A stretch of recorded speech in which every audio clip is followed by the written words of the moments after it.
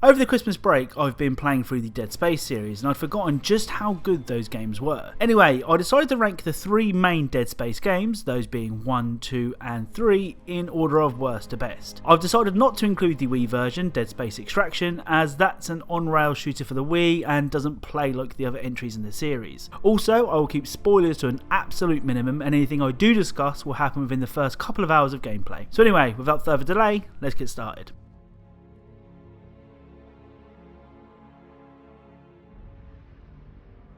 Okay, so I'd be lying if I said I didn't approach this game with an opinion already. Unlike the other Dead Space games, up until last week I'd never played Dead Space 3, and a large part of that was due to the negative feedback the game got at launch. People criticised the co-op multiplayer, the microtransactions, and the general lack of scares in the game. And you know what?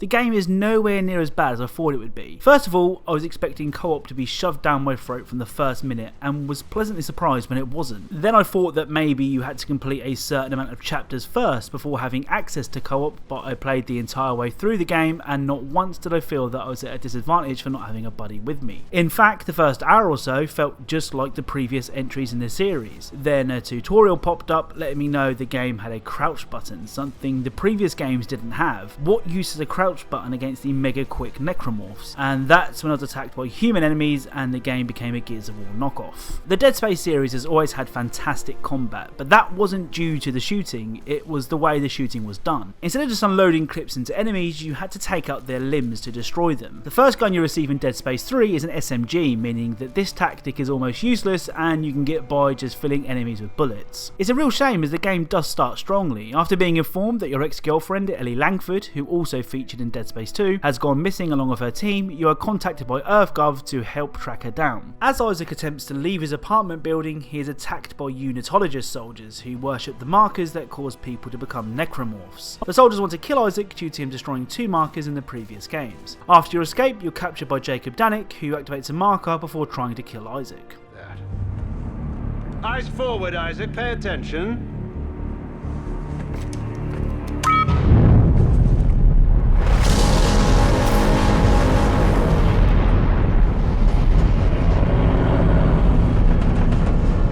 Time for you to join the cycle of rebirth.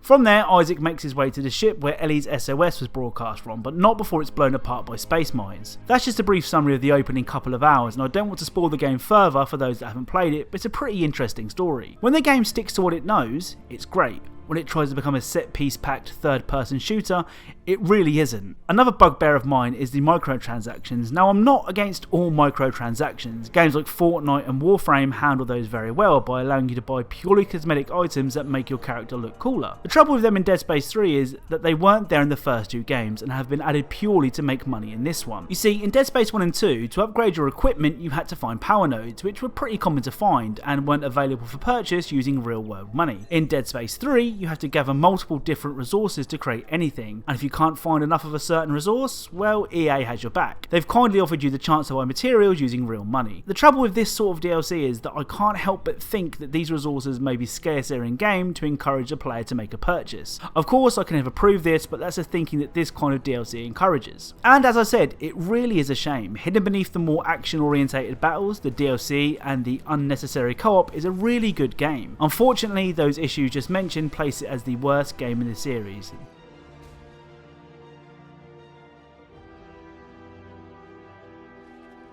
When I first played Dead Space, I wasn't really sure of what to expect. I knew it was a third-person horror title, so I was thinking Resident Evil 4, which is never a bad thing. But when it comes to scares, Dead Space 1 makes Resi 4 look like Roblox. In the original Dead Space, you play as Isaac Clarke, a systems engineer who is part of a rescue team sent to the USG Ishimura, a planet-cracking mining ship, to find out what happened after the ship went radio silent. Unfortunately, your ship suffers damage when attempting to dock, and it's soon revealed that a damaged spacecraft is the least of the team's problems. Sure.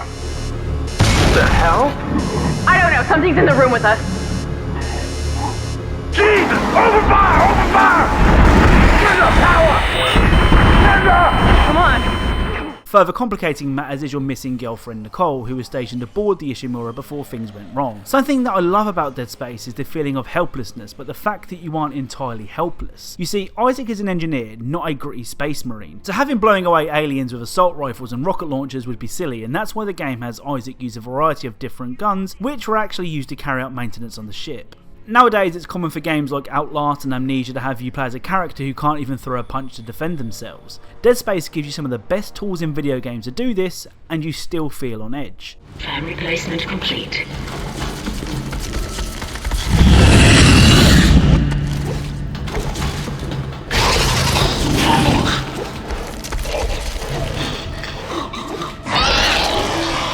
Oh, and do you know how I said this game was scary? I was probably underselling it. Play with the lights off and a headset on, and I can guarantee you will jump out of your chair a lot. A big reason for this is this game's fantastic sound design, something which all entries in this series have had. Walking down corridors and hearing the scuttling of footsteps or the rattling of pipes is really unsettling. Speaking of unsettling, the game isn't just a jump scare simulator. Plenty of the game's scariest moments come from witnessing something that's really creepy to watch. A blind woman clutching onto the bloody body of a loved one? Check. Shh. It's all right, Nicole. He's here. Nothing to be afraid of. I knew you would come. Just like you said. I saved this for you. A man repeatedly smashing his head into a wall and the awful sound it produces? Check.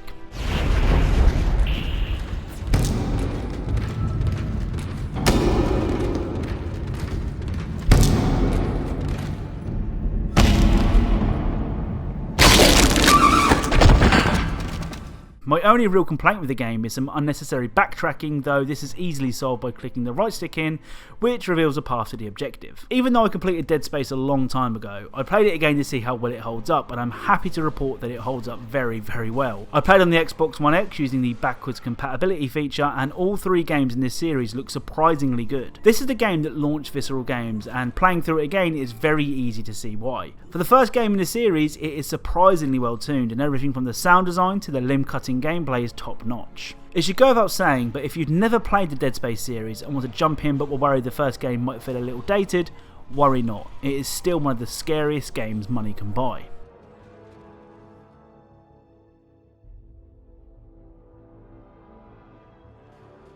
Dead Space 2 takes everything about the first game and makes it even better. After the events of the first game, Isaac is taken to the Sprawl, a civilian space station. 3 years after the events of the Ishimura, you awake in a straitjacket as Franco DeLille, the protagonist of Dead Space Ignition, another Dead Space game we won't be covering here as it's not a conventional Dead Space game, tries to set you free. Unfortunately for Franco, he is attacked by a necromorph and transformed into a slasher right in front of you. Listen, you're in terrible danger.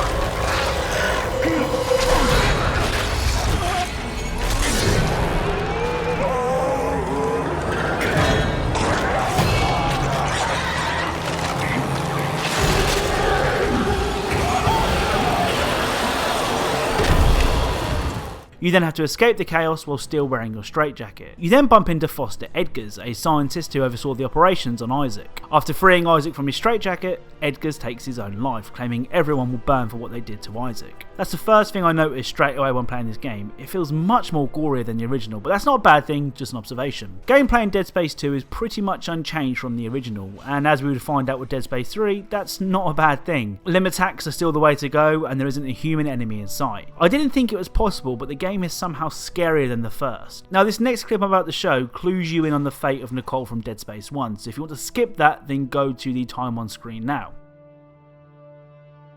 Okay, so has everybody who hasn't played the games gone? Good. The scenes that feature a dead Nicole are some of the creepiest in video games. Take a look. Marker.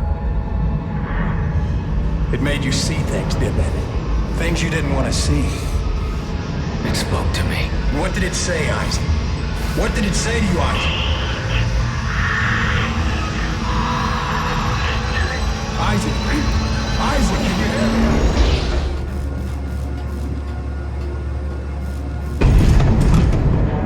What the fuck?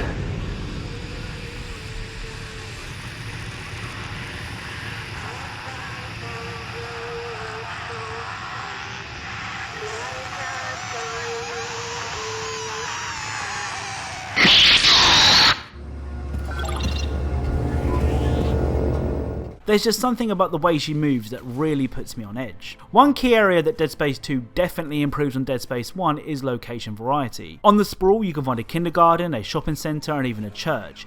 It really helps space out the dark and claustrophobic corridors. All the weapons from the first game are back, plus plenty of new additions, and they all feel amazing to use. One of my favourites is the javelin gun, which impales enemies into walls. Dead Space 1 performed well at retail, and it's clear that Visceral had a bigger budget when working on this game, as everything seems to have been given an added layer of polish. One thing that I completely forgot is the existence of a multiplayer mode in Dead Space 2. The mode saw 4 human soldiers and 4 human controlled necromorphs going up against each other. I'm going to be honest, I never played it when the game first released, and when I tried to get on recently, it seems the servers are down. There's not much more to say about Dead Space 2 other than it takes an already great game in Dead Space 1 and goes about making it even better.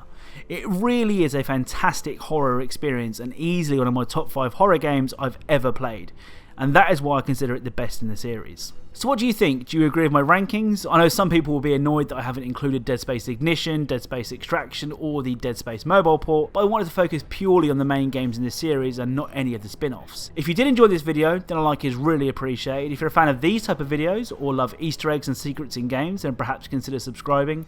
Thank you all for watching, and I'll speak to you all soon.